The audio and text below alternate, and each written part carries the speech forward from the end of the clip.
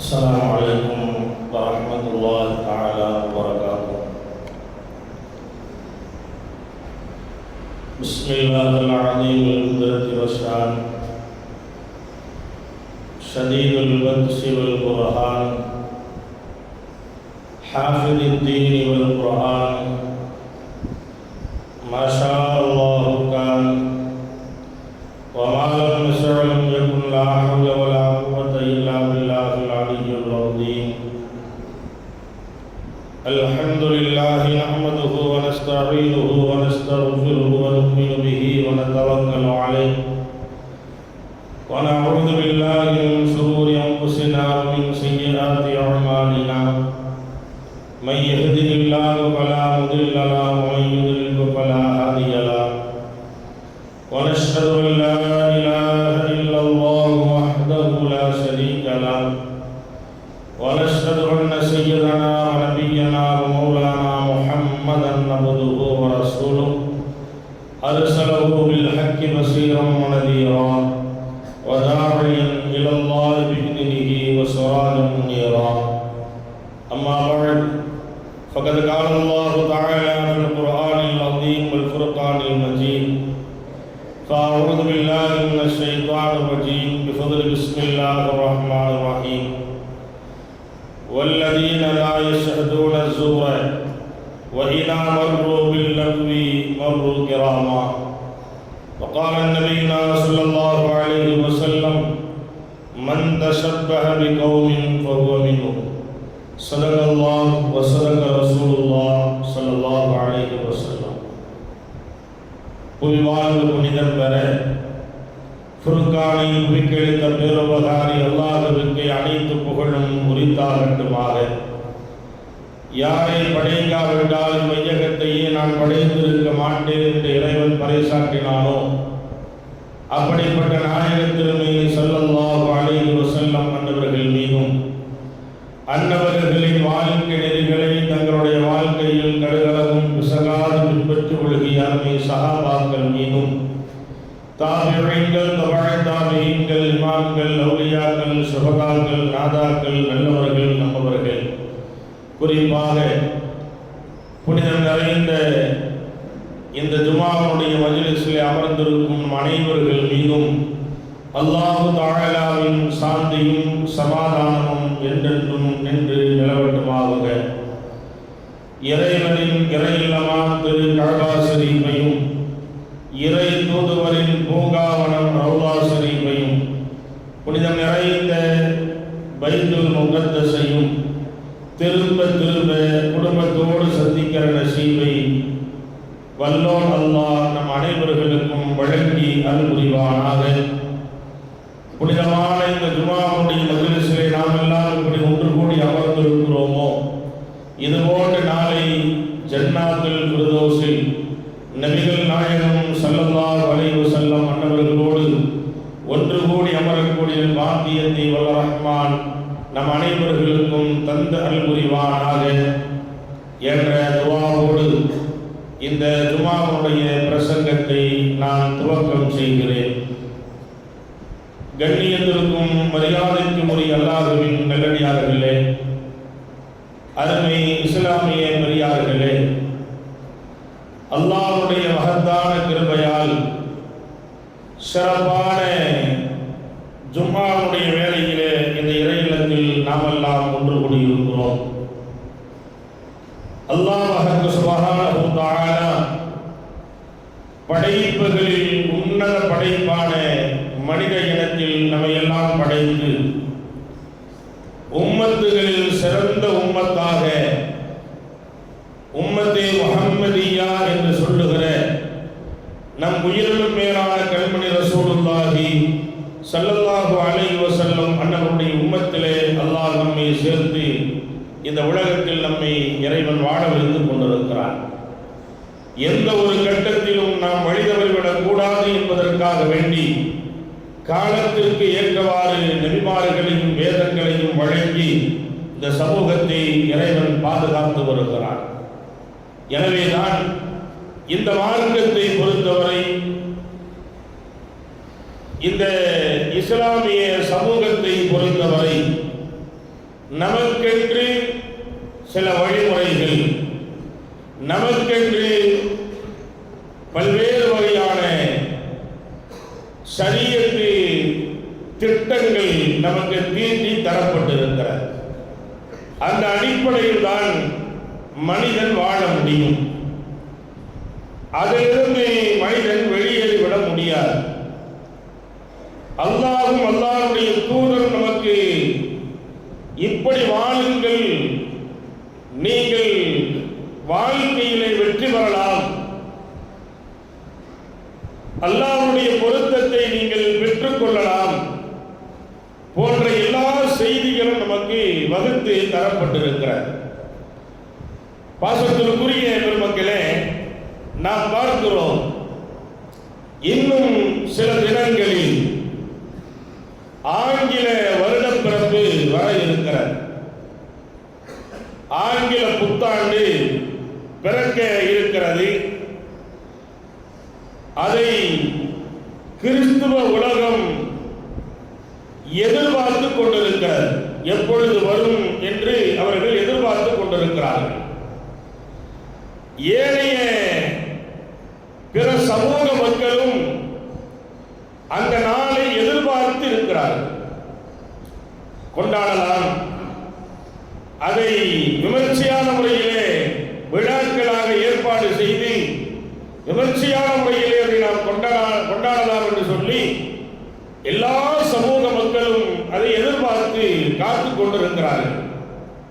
ஆனால் முஸ்லிம் சமூகமும் அதற்காக வேண்டி எல்லா மக்களையும் சொல்ல முடியாது. அதில் சில ஒரு கூட்டம், இது போன்ற கொண்டாட்டங்களை கொண்டாடுகிற ஒரு கூட்டம் நம் சமூகத்திலும் இருக்கத்தான் செய்கிறது. அவர்களும் எதிர்பார்த்திருக்கிறார்களே என்பதை எண்ணுகிற பொழுதுதான் மிகப்பெரிய ஒரு மனவேதனை நமக்கு ஏற்படுகிறது. பாசத்திற்குரிய பெருமக்களே, வருடப்பிறப்புகள்,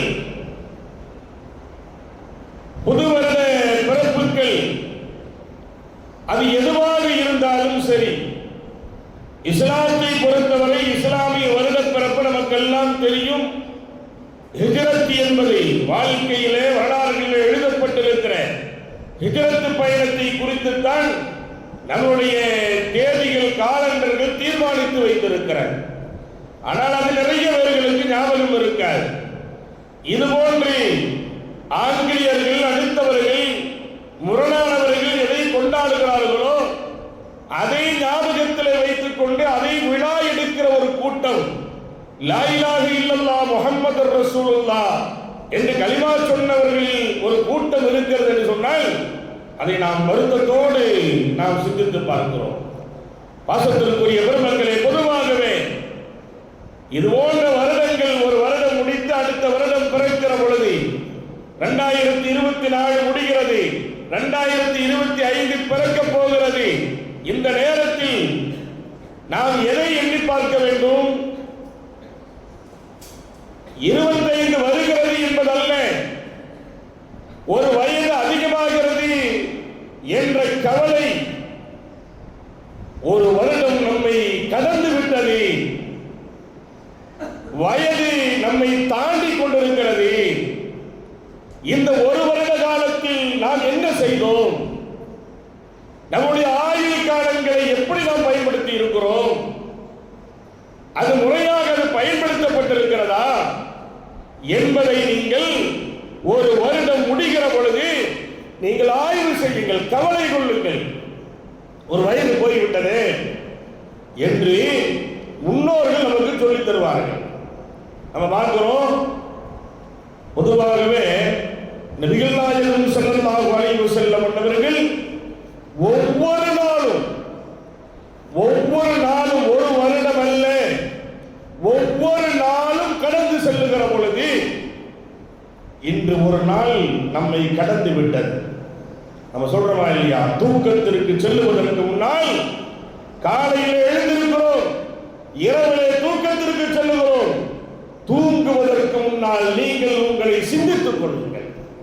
என்ன சிந்திக்கணும்? இன்னைக்கு 5 நேரம் தொழுகை வந்தது. இன்றைய நாளை நாம் எப்படி எப்படி கழித்தோம்? தொழுகைகளை முறையாக நாம் பேசினோமா? தான தர்மங்கள் செய்தோமா? நம்முடைய தொழில் துறைகளில் முறையாக நாம் ஈடுபட்டோமா? வியாபாரங்களில் சரியாக நாம் செயல்பட்டோமா? குழந்தைகளுடைய விஷயத்திலும் மனைவி மக்களுடைய விஷயத்திலே முறையான முறைகளை நாம் நடந்திருக்கிறோமா? போன்ற விஷயங்களை நீங்கள் சிந்தித்து பாருங்கள். அதிலே இந்த ஒரு நாள் நன்மைகள் அதிகமாக செய்திருந்தால் அல்லாஹ்வுக்கு நீங்கள் சுக்ர் செய்யுங்கள். அல்லாஹ்வுக்கு நீங்கள் நன்றி செலுத்துங்கள். ரப்பே, அதிகமான நன்மையை செய்வதற்கு இன்னைக்கு நீ வாய்ப்பு கொடுத்த உனக்கே நன்றி. தவறு நடந்திருந்தால், பாவம் நடந்திருந்தால் அல்லாஹ்விடத்தில் நீங்கள் பாவம் மன்னிப்பு தேடுங்க. ரப்பே, இன்னைக்கு தெரியாம இந்த பாவத்தை நான் செஞ்சிட்டேன், அல்லது தெரிஞ்ச இந்த பாவத்தை நான் செஞ்சிட்டேன், இனி அதை செய்யாமல் இருக்கிறதுக்கு நீ என்ன செய்ய, எனக்கு கிருபை செய் என்று சொல்லி தன் தவறை உணர்ந்து தௌபா செய்துவிட்டு நீங்கள் உறங்க செல்லுங்கள். இது மார்க்கம் நமக்கு சொல்லுகிற பாடம். ஆக ஒவ்வொரு நாளும் கடந்து செல்லுகிற பொழுது ஒன்று குறைந்து விட்டது என்று நீங்கள் ஏங்குங்கள், கவலை கொள்ளுங்கள் என்று இருக்கிற பொழுது, ஒரு வருடம் கடந்து செல்லுகிற பொழுது அதை கொண்டாடுவதல்ல, அதை விமர்சையாக்குவதல்ல, அதன் மூலம் ஆனந்தம் அடைவதல்ல. ஒன்று, ஒரு வயது நமக்கு குறைந்து விட்டது. குறைந்த இந்த வயதில், அனுபவித்த வயதில் என்னென்ன நல்ல காரியத்தை நம்ம செஞ்சோம், ஒரு வருஷம் இருந்தவே என்ன நற்காரியங்கள் நாம் ஈடுபட்டோம் என்பதை நீங்கள் ஆய்வு செய்யுங்கள் என்பதை ஒவ்வொரு நாளும் பாடமாக மார்க்கம் சொல்லுகிறார். கண்ணியத்திற்குரிய பெருமக்களே, ஆனால் இன்னைக்கு அந்த சிந்தனைகள் எல்லாம் நமக்கு ஒண்ணுமே கிடையாது. அந்த சிந்தனைகள் என்பதே நமக்கு கிடையாது. வருகிறதா, அதற்கு நாம் என்ன செய்யணும்? கொண்டாடும். புத்தாடை என்பது, ஆடம்பர உணவுகள் சமைப்பது, அல்லது அல்லாஹ்வுக்கு முரணான இடங்களுக்கு பயணம் மேற்கொள்வது, நண்பர்களோடு பயணிப்பது, குடும்பத்தார்களோடு பயணிப்பது, எல்லாம் பயணித்து அழிச்சாட்டியங்கள் செய்கிற ஒரு அவலம் யாருக்கோ நடப்பதல்ல. யாருக்கோ நடந்தால் நாம் பேச வேண்டிய அவசியம் நமக்கு இல்லை. நம்முடைய மார்க்கத்திலே நடந்து கொண்டிருக்கிறார். ஈமான் கொண்டவர்கள் அதை செய்து கொண்டிருக்கிறார்கள். கண்ணியத்திற்குரிய பெருமக்களே, நாம் சிந்திக்க வேண்டும். அதனால்தான் நபிகள் நாயகம் ஸல்லல்லாஹு அலைஹி வஸல்லம் அவர்கள் நமக்கு சில அறிவுறுத்தல்களை நமக்கு சொல்லுவார்கள். ஏன் இப்படி எல்லாம் நடக்குது தெரியுமா? ஏன் இந்த சிந்தனைகள் தெரியுமா? ஸல்லல்லாஹு அலைஹி வஸல்லம் சொல்லுவாங்க, கால நபி ஸல்லல்லாஹு அலைஹி வஸல்லம், லா தகூமு ஸாஅத்து ஹத்தா தஅخذ உம்மத்தி யأخذுல் குரூன கப்லஹா. பெருமானார் ஸல்லல்லாஹு அலைஹி வஸல்லம் சொல்லுவாங்க, அதாவது என் சமூகத்தில் முந்தைய காலத்தில் இருந்த ஒரு கூட்டம் இருக்குதா இல்லையா, அவர்களுடைய நடைமுறைகளை பின்பற்றக்கூடிய ஒரு சூழல் என் சமூகத்தில் ஏற்படும். நமக்கு முன்னால் வாழ்ந்தவர்கள் முன்னோர்களுடைய காலத்தை பின்பற்றுவார்கள். எப்படி பின்பற்றுவார்கள்? சிபரன் பிசிபிரின் வதிரான் பிதராய், ஜான் ஜானாக, முலம் முளமாக அவர்கள் செய்த அழிச்சாட்டியங்கள், அவர்கள் செய்த அல்லாஹ்விற்கு எதிரான காரியங்கள், அவர்கள் செய்து கொண்டிருந்த மார்க்கத்திற்கு முரணான காரியங்களை ஜான் ஜானாக பின்பற்றக்கூடிய கூட்டம், முலம் முளமாக பின்பற்றக்கூடிய கூட்டம் என் சமூகத்தில் வரும் என்று சொன்னார்கள் கண்மணி ரசூலுல்லாஹி ஸல்லல்லாஹு அலைஹி வஸல்லம் அவர்கள். இன்னைக்கு அதைத்தான் நாம் செய்து கொண்டிருக்கிறோம். அவர் சஹாபாக்கள் கேட்பாங்க, கீழ யா ரசூலல்லாஹ் கஃபாரிஸ வ ரூம. ஸல்லல்லாஹு அலைஹி வஸல்லம் சஹாபாக்கள் கேட்கிறாங்க, யா ரசூலல்லாஹ் நீங்க பாரசீகர்கள் மற்றும் ரோமர்களை பத்தியா நீங்க சொல்றீங்க அப்படின்னு கேட்க பொழுது, ஃபகான வமியன் நாசி இல்லா உலாய். பெருமானார் ஸல்லல்லாஹு அலைஹி வஸல்லம் சொல்றாங்க, ஆமா அவர்களை தான் நான் சொல்றேன், அது இல்லாம வேற என்ன கேட்பாங்க ஸல்லல்லாஹு அலைஹி வஸல்லம். அவர்கள் மார்க்கத்திற்கு முரணான செய்தி எத்தனையோ அழிச்சாட்டியங்கள், முரணான காரியங்கள் எத்தனையோ இருந்தது. ஏதோ காலகட்டத்தில் நடந்ததெல்லாம் இன்றைக்கு வருகிறதா இல்லையா? நமக்கெல்லாம் தெரியுமா இல்லையா? எத்தனை விஷயங்கள் முன்னால் நடந்ததெல்லாம் இன்றைக்கு நாகரீகம் என்ற பெயரால் பிறந்து கொண்டிருக்கிறது. அதை இந்த சமூகமும் செய்து கொண்டிருக்கிறது. முன்னோர்கள் செய்த அந்த பாவகரமான காரியங்கள், கண்ணியத்திற்குரிய பெருமக்களே, இப்பொழுதே நாம் எல்லாம் நிறைய பேர்கள் தயாராக இருக்கிறார்கள். 2025 பிறக்குதுல, புத்தாண்டு வரப்போகுது. இந்த புத்தாண்டு என்ன செய்யணும்? நல்லா சுபசோகமாக இருக்கணும். இந்த புத்தாண்டு சுபசோகமாக இருக்கணும். புத்தாண்டு அன்னைக்கு காலையில் ஃபஜ்ர் தொழுதுட்டு புத்தாண்டுக்காக ஒரு துவா செஞ்சிருங்க. எந்த புத்தாண்டுக்கு? புத்தாண்டு பிறக்கிற நேரத்தில் என்ன செஞ்சுருங்க? காலையில் ஃபஜ்ருக்கு இப்படி எல்லாம் சொன்ன காலமெல்லாம் உண்டு. இன்றும் அது போன்ற ஒரு நிலை இருக்கிறது. அந்த அன்னைக்கு ஒரு தொழுகையும் இருக்காது, ஒன்றும் இருக்காது. எங்க போனது?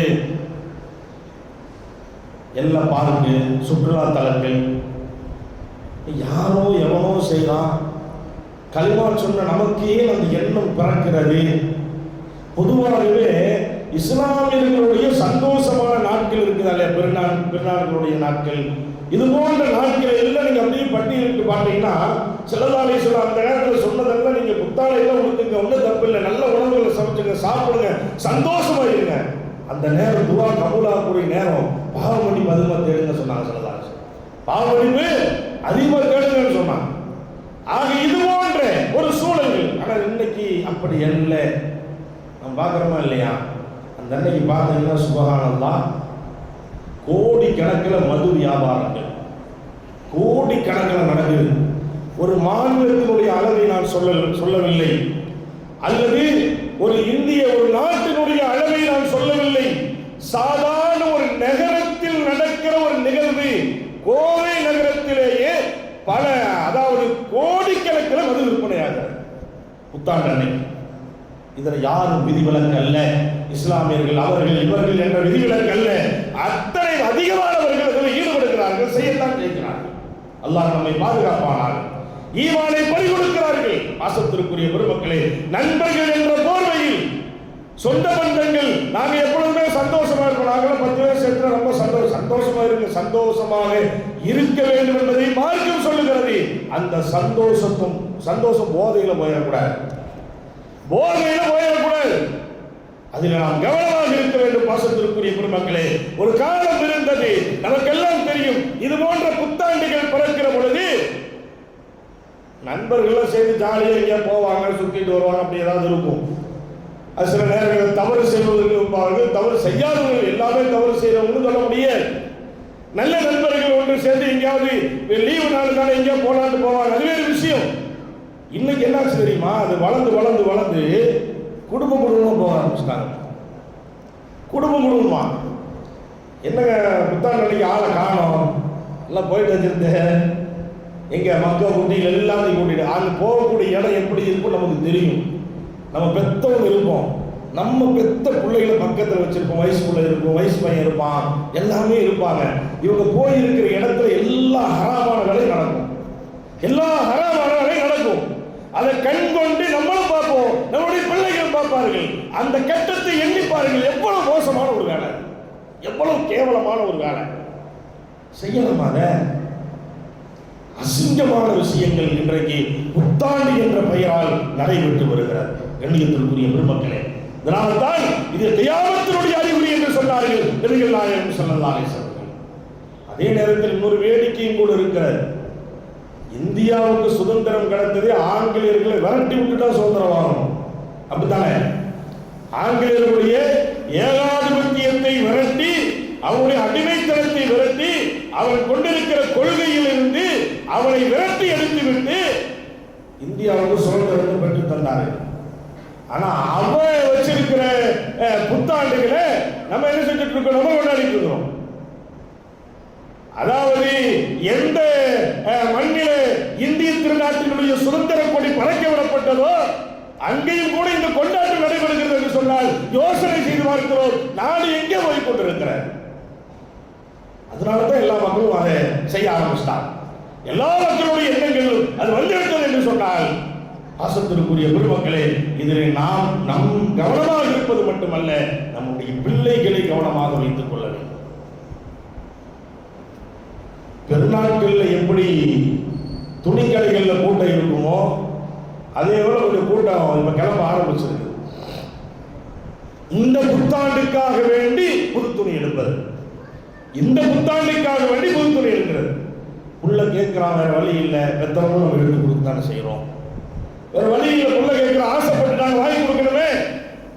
ஆகவே மார்க்கத்திற்கு முரணான ஹராமான ஒரு விஷயம் வருகிற பொழுது யாராக இருந்தாலும் தடுக்க வேண்டிய கடமை நமக்கு இருக்கிறது. அதை தடுத்து விட வேண்டும். கண்ணியத்திற்குரிய பெருமக்களே, நபிகள் நாயகம் ஸல்லல்லாஹு அலைஹி வஸல்லம் சொல்வார்கள், அதாவது கியாமத்து நாள் நெருங்கிற வேளையில், உலகம் அழியக்கூடிய நாட்கள் நெருங்கிற வேளையில் யூத நஸ்ரானிகளுடைய கலாச்சாரங்களை இந்த சமூகத்தில் இருக்கக்கூடியவர்கள் பின்பற்ற ஆரம்பிப்பார்கள் என்று எச்சரிக்கை செய்தார்கள் பெருமானார் ஸல்லல்லாஹு அலைஹி வஸல்லம். யூத நஸ்ரானிகளுடைய இந்த கலாச்சாரங்கள், அதுவல்ல அதிகமான இஸ்லாமியர்கள் பின்பற்றக்கூடிய ஒரு அவலம் என் உம்மத்திலே ஏற்படும் என்று சொன்னார்கள் பெருமானார் ஸல்லல்லாஹு அலைஹி வஸல்லம். அந்த காலத்தில் தான் நாம் இருக்கிறோமோ என்று சொல்லுகிற ஒரு அச்சம் நமக்கு ஏற்படுகிறது. கண்ணியத்திற்குரியவர்களே, அதனால தான் ஸல்லல்லாஹு அலைஹி வஸல்லம் பிள்ளைகளுடைய விஷயத்திலும் சரி, உங்களுடைய குடும்பத்தினுடைய விஷயத்திலும் சரி, நீங்கள் கவனத்தை கையாளுங்கள் என்பதாக கண்மணி ரசூலுல்லாஹி ஸல்லல்லாஹு அலைஹி வஸல்லம் அவர்கள் நமக்கு சொல்லுவார்கள். நம்ம பார்க்கிறோம், 2025 பிறக்க போகிறது. நிறைய பேர்களுக்கு ஹிஜ்ரியினுடைய கணக்கே நமக்கு தெரியாது. இஸ்லாமிய வருடப்பிறப்பு என்று இருக்கிறார். அந்த வருடப்பிறப்பை கூட சஹாபாக்கள் எப்படி வச்சாங்க தெரியுமா? எதை தேர்வு செய்தார்கள் தெரியுமா? சத்தியத்திற்கும் அசத்தியத்திற்கும் நடந்த ஒரு மிகப்பெரிய போராட்டம்.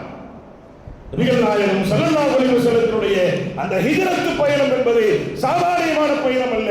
இந்த மார்க்கத்திற்காக வேண்டி கண்ணீர் வடித்த நாள்.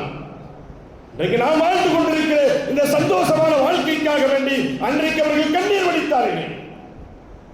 சொத்து சுகங்களை சஹாபாக்கள் இழந்தார்கள், குடும்பங்களை இழந்தார்கள், ஆயிரக்கணக்கான சஹாபாக்கள் உயிர்களை மாய்த்தார்கள்.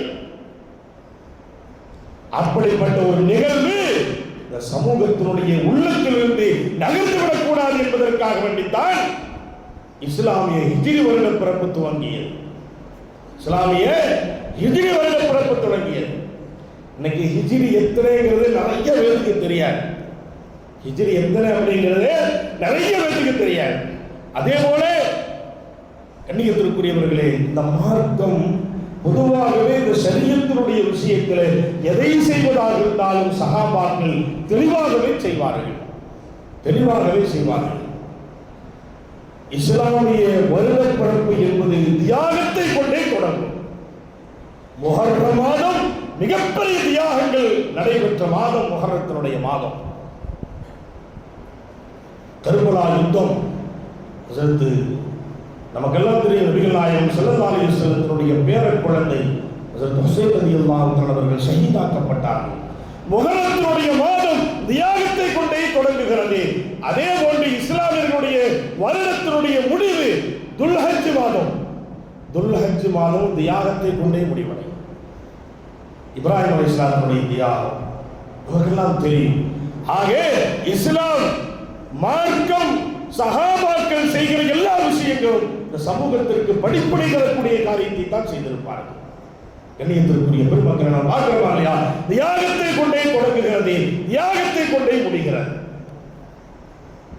ஆனால் இன்றைக்கு கால சூழல்கள் எல்லாம் 1400 ஆண்டுகளுக்கு முன்னால் கண்மணி ரசூலுல்லாஹி ஸல்லல்லாஹு அலைஹி வஸல்லம் அவர்கள் சொன்ன அவலமான ஒரு நிலை, யூத நஸ்ராக்களுடைய வழிகளை பின்பற்றுவார்கள் என்று சொன்னார்கள். அந்த நிலை வந்துவிட்டதோ என்று சொல்லுகிற அச்சம் நமக்கு ஏற்படுகிறது. இன்னைக்கு ஆடை அணிகிறோம். ஆடை மேல் நாட்டினுடைய கலாச்சாரம் தான் இன்றைக்கு ஆடைகளில் வந்திருக்கிறது. ஆண்களும் அப்படித்தான் அணிகிறார்கள், பெண்களும் அப்படித்தான் அணிகிறார்கள். உடல் தோரணைகள் இன்றைக்கு அப்படியே மாற்றப்படுகிறது. அதுவும் யாருடைய கலாச்சாரங்கள்? யூத நஸ்ரானுடைய கலாச்சாரங்கள். அதைத்தானே நாம் செய்து கொண்டிருக்கிறோம். ஆடைகள் வந்திருக்குது. என்ன இன்னைக்கு எந்த அளவுக்கு மோசமான ஆடைகள் வந்திருக்குன்னு பாருங்களேன். எவ்வளவு மோசமான ஆடைகள் இன்னைக்கு வந்திருக்கிறது. ஆடை அணிந்தால் அவருடைய உடல் பகுதியில் வெளியிலே தெரியக்கூடிய நிலையில் தான் இன்றைக்கு அவ்வளவு மெல்லிய ஆடைகள் வந்திருக்கிறது. அதையும் நாம் நம்முடைய பிள்ளைகளுக்கு எடுத்துக் கொடுக்கவும் செய்கிறோம், இல்லைன்னு சொல்ல முடியாது. ஆனால் ஒரு கட்டத்தில் மானத்தை முழுமையான முறையில் மறைக்கிற ஆடையை தேடுகாலம் கடையில் கிடைக்கிறது இல்லை. காரணம் இதை அதிகமாக விரும்ப ஆரம்பித்து விட்டார்கள். ஃபர்தா கடைக்கே போனீங்கன்னா எல்லாத்துக்கு அனுபவம் இருக்குமா இல்லையா? இல்லை காசை கொடுத்து நீங்க போய் எடுத்துக்கணும்னு சொல்லிடுமா? கூட கூடிய போயிருப்போம் வீட்டுக்காரமாக. நம்ம ஓரளவுக்கு இறையச்சத்தோடு இருக்கிறவங்களாக இருந்தா, தொழிலாளிகளாக இருந்தா, ஃபர்தா எடுக்க போகிற நேரத்தில் கடையில் போய் ரொம்ப டிசைன் எல்லாம் இல்லாததா, நல்ல கருப்பு ஃபர்தாவா, மேலே கருப்புலையும் கூட என்ன செஞ்சிடக்கூடாது, டிசைன் இருக்கக்கூடாது, அந்த மாதிரி தான் ஃபர்தா தான் கொடுக்குறான்னு கேட்டால் ஃபர்தா கடையில் அந்த மாதிரி ஃபர்தாவே இல்லை. ஏங்க அதை வாங்கி வைக்காமல் இருக்கிறீங்க? யார் அதை வாங்குறாங்க? யாருமே வாங்குறது இல்லையே. எல்லாமே கோல்டு சூட்டு மாதிரி தான் கேட்குறாங்க. எல்லாமே அது போட்டால் எப்படி இருக்கணும் அப்படின்னு மின்னணும் பார்க்குறாங்க.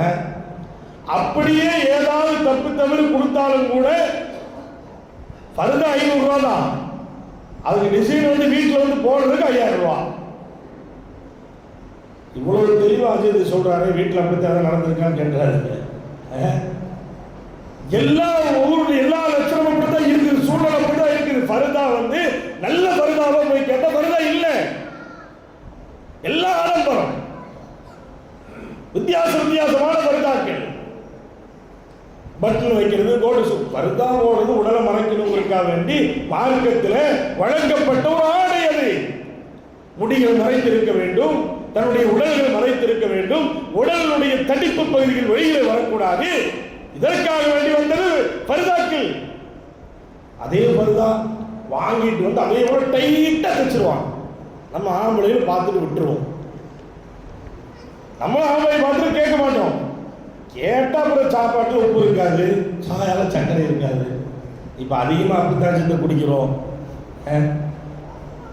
ஆக டைட்டா ஃபர்தா தைச்சு போடுறோம்.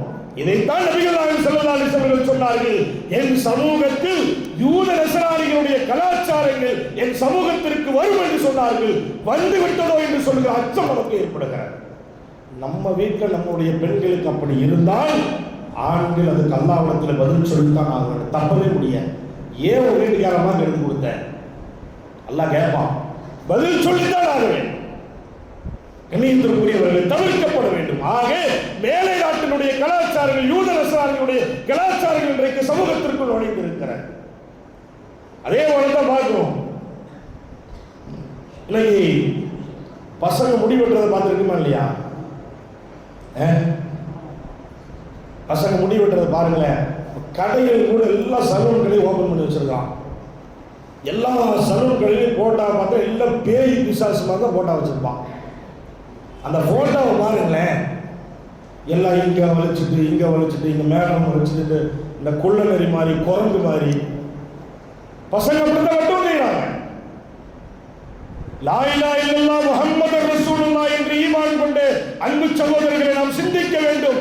அந்த கட்டிங்கை செய்துட்டு அதே நிலையிலே மரணம் நம்மை தொட்டு விட்டால் நம்முடைய நிலை என்ன?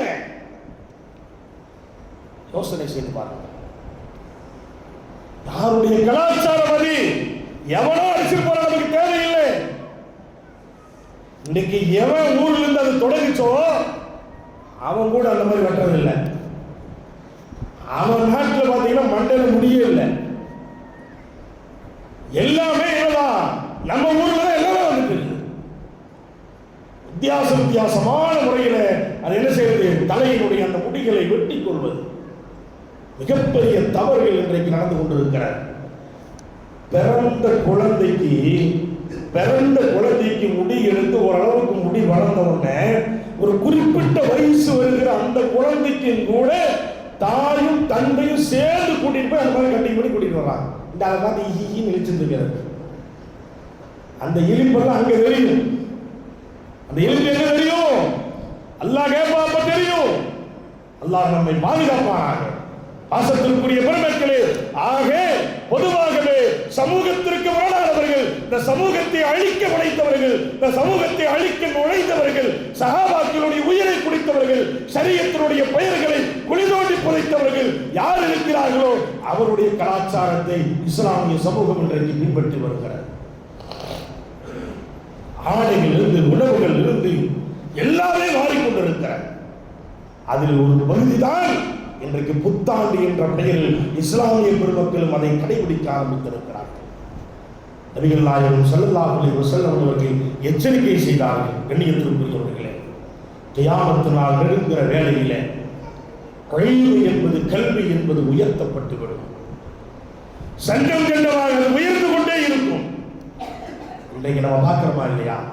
ரசூலுல்லாஹி ஸல்லல்லாஹு அலைஹி வஸல்லம் சொன்னது அப்படியே வந்திருக்கு. இன்றைக்கு மதரசாக்களுக்கெல்லாம் மூடு விழா நடத்துகிற ஒரு சூழல் தான் இன்றைக்கு எல்லா பகுதிகளிலும் இருந்து கொண்டிருக்கிறது. மக்களை மதரசாவுக்கு சரியான முறையில் மக்கள் மதரசாவுக்கு வர்றதில்லை. கண்டிஷன் பண்ண முடியாது, அடிக்க முடியாது, மிரட்ட முடியாது.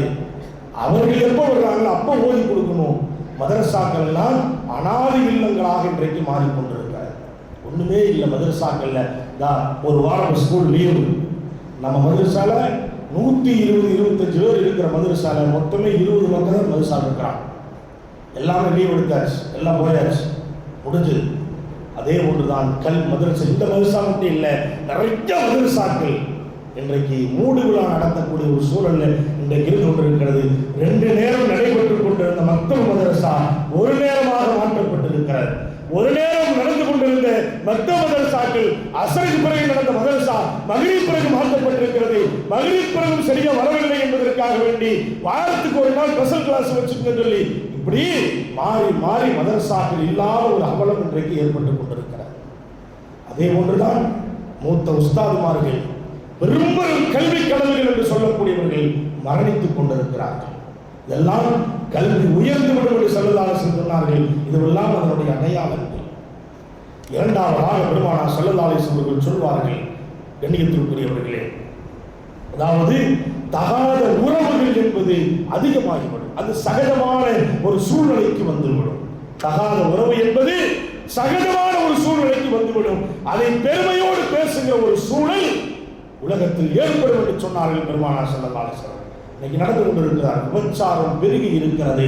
விபச்சாரம் செய்துவிட்டு பெருமையோடு நண்பர்களுக்கு மத்தியில் பேசுகிற ஒரு சூழல், அக்கபக்கத்தில் பேசுகிற ஒரு சூழல், பத்திரிகைக்கு கொடுக்கிற ஒரு சூழல் இன்றைக்கு வந்து கொண்டிருக்கிறதா இல்லையா? பரவலாக இன்றைக்கு பேசப்பட்டு வருகிறார். நேற்றைக்கு முன்தினம் கூட நமக்கு எல்லாம் தெரியும். கண்ணியத்திற்குரியவர்களே, பரவலாக பேசப்பட்டுக் கொண்டிருக்கிறது என்று சொன்னால் பெரும் பெரும் பல்கலைக்கழகங்களும் கூட இது போன்ற அமலங்கள் நடைபெற்று வருகிறது. ஸல்லல்லாஹு அலைஹி வஸல்லம் அன்னைக்கு சொன்னாங்க, இன்னைக்கு அது போன்ற ஒரு நிகழ்வுகள் நடந்து வருகிறது. நாம் நம்முடைய மக்களை பாதுகாக்க வேண்டிய ஒரு சூழலுக்கு இருந்து கொண்டிருக்கிறோம். வருத்தத்தோடு ஒரு செய்தியை மட்டும் நான் பதிவு செய்து கண்ணியத்திற்குரியவர்களே, ஒரு 2 நாளைக்கு முன்னால் ஒரு தகவல் கிடைத்தது. ஒரு 16 வயது பையனுக்கு எத்தனை வயசு? 16 வயசு. நம்ம கோவை நகரத்தில் நடந்த நிகழ்வு எல்லாம் பாதுகாப்பானாக. 16 வயசு அந்த பையனுக்கு போதை பழக்கம் கொஞ்சம் அதிகமாக இருக்குது. இந்த போதை மாத்திரைகளை போட்டு அப்படியே இந்த பழக்கம் கொஞ்சம் அதிகமாகி அவங்க அத்தா வெளிநாட்டில் இருக்கிற இந்த பையன் அதுக்கு அடிமையாயிட்டான். அப்ப இந்த பொருளை வாங்கிறதுக்காக வேண்டி போனது ஒரு 25 வயசு பையன்கிட்ட போய் வாங்குறான். வாங்கி கடைசியில் அவன் என்ன பண்றான்? அது ஜும்மாவுடைய மேடை எப்படி சொல்லுவது என்று எனக்கு தெரியவில்லை. அதாவது அந்த பையனோட நான் மாத்திரை தர்றேன், நீ காசு வந்து வாங்கிட்டு இருக்க, நீ காசு தர வேண்டாம், உன் தாயினுடைய போட்டோ, உன் தாய் குளிக்கிற வீடியோ எனக்கு எடுத்து கொண்டு வாங்க. அல்லாஹ் பாதுகாப்பானாக. கொண்டு வந்து கொடுக்கிறான். அதுக்கு பிறகு நடந்த நிகழ்வுகள் அசிங்கமான நிகழ்வுகள், கேவலமான நிகழ்வுகள். கண்ணியத்தை காப்பாற்ற வேண்டும் என்று சொல்லி அந்த பெண் அதை வெளியிடவில்லை. ஒரு கட்டம் மீறுகிறது. மீறிய நேரத்தில் தன் கணவனுக்கு தகவல் கொடுத்து வந்து அந்த பிரச்சனை வித்தியாசமாக திரும்புகிறது. இந்த சமூகத்தை சேர்ந்தவர்கள் இது வெளியிலே சென்று விடக்கூடாது என்பதற்காக வேண்டி அது அப்படியே மூடி வைக்கப்படுகிறது. ஏன் இது இந்த நேரத்தில் பதிவு செய்கிறேன் என்று சொன்னால், சின்ன வயதிலிருந்தே தவறுகள் அதிகமாக செய்கிற ஒரு அவலம் இன்றைக்கு சமூகத்தில் இருக்கிறது. இதுக்கெல்லாம் என்ன காரணம்? நம்முடைய கட்டுப்பாட்டில் நம்முடைய பிள்ளைகள் வெளியேறிக் கொண்டிருக்கிறார்கள். நாகரிகம் என்ற பெயரால் அந்த பிள்ளைகளுக்கு தகுந்தால் போல் நம்முடைய வாழ்க்கையினுடைய நிலைகளை நாம் வளைக்கிறோம். அந்த வளைவு கடைசியில் ஆபத்தில் கொண்டு போய் விட்டுறது. அல்லாஹ் நம்ம நம்முடைய குடும்பத்தின் மக்களையும் எல்லாம் பாதுகாப்பான். ஆக பாசத்திற்குரிய பெருமக்களை, எனவேதான் இது போன்ற தவறுகள் இருந்து நம்முடைய பிள்ளைகளை நாம் பாதுகாக்க வேண்டும். கல்வி இல்லை என்று சொன்னால் இப்படிப்பட்ட மிகப்பெரிய அவலங்கள் ஏற்படும். அடுத்து ஸல்லல்லாஹு சொல்லுவாங்க, அதாவது மதுப்பிரியர்கள், போதை கலாச்சாரங்கள் கியாமத்தினால் நெருங்கிற நேரத்தில் அதிகமாகிவிடும் என்று சொன்னார்கள். இன்னைக்கு அதிகமாகிருச்சு. அது பல ரூபத்தில் வந்திருக்கிறது, பல கோணத்தில் இன்னைக்கு வந்திருக்கிறது. பல தடவை உங்களுக்கு நான் ஞாபகப்படுத்தி இருக்கிறேன். அடுத்து சொன்னார்கள் பெருமானார் ஸல்லல்லாஹு அலைஹி வஸல்லம் அவர்கள், ஆணும் ஆணும் பெண்ணும் பெண்ணும் சேருகிற ஒரு அவலம் சமூகத்தில் ஏற்படும் என்று சொன்னார்கள் பெருமானார் ஸல்லல்லாஹு அலைஹி வஸல்லம். இன்றைக்கு அந்த கேவலம் இன்றைக்கு வந்து கொண்டிருக்கிறது. செய்தித்தாள்களை புரட்டி பார்த்தால் அந்த கேவலம் அசிங்கம் நடந்து கொண்டுதான் இருக்கிறது. ஆக இதுவெல்லாம் யாருடைய கலாச்சாரம் என்று சொன்னால், நாம் சொல்லப்பட்ட எல்லா விஷயங்களும் மேல் நாட்டினுடைய யூத நசராக்களுடைய கலாச்சாரங்கள் இன்றைக்கு இந்த சமூகத்திற்கும் அது கொஞ்சம் கொஞ்சமாக வந்து கொண்டிருக்கிறது. அல்லாஹ் பாதுகாக்க வேண்டும். அந்த அடிப்படையில் தான் அதை புத்தாண்டு என்று சொல்லுகிற சூழலில் ஈமானை பறிகொடுக்கிற எத்தனையோ காரியங்கள் இன்றைக்கு நடைபெற்றுக் கொண்டிருக்கிறது. பாசத்திற்குரிய பெருமக்களே, ஈமானுக்கு நாம் கேட்டு வைத்து விடக்கூடாது. ஈமான் இல்லாதவர்களாக நாம் ஆகிவிடக்கூடாது. நம்முடைய ஈமான் போய்விடக்கூடாது. ஈமானை நாம் பாதுகாக்க வேண்டும். ஈமான் நம்முடைய வாழ்க்கையினுடைய லட்சியம் என்பதை நாம் விளங்கிக் கொள்ள வேண்டும். அதுதான் வாழ்க்கையினுடைய முக்கியம் என்பதையும் நாம் விளங்கிக் கொள்ள வேண்டும். அல்லாஹ் சுப்ஹானஹு வ தஆலா இது போன்ற மார்க்கத்திற்கு முரணான சீரழியக்கூடிய அவலங்களிலிருந்து அல்லாஹ் நம்மை பாதுகாப்பானாக. நம்முடைய சந்ததிகளையும் அல்லாஹ் சொர்க்கத்திற்குரியவர்களாக அல்லாஹ் ஆக்குவானாக. இறையச்சத்தோடு வாழுகிற நல்ல தௌஃபீக்கை அல்லாஹ் நம் அத்தனை பேர்களுக்கு வழங்கி அருள் புரிவானாக. புத்தாண்டு என்ற பெயரால் நடைபெறுகிற அனாச்சாரங்களுக்கும் அதனுடைய சீரழிவிலிருந்தும் அல்லாஹ் நம்மையும் சமூகத்தையும் அல்லாஹ் காத்து அருள் புரிவானாக. வாஹிரு தஅவானா அனில் ஹம்துலில்லாஹி ரப்பில் ஆலமீன். அஸ்ஸலாமு அலைக்கும் வரஹ்மத்துல்லாஹி தஆலா வ பரகாத்துஹு.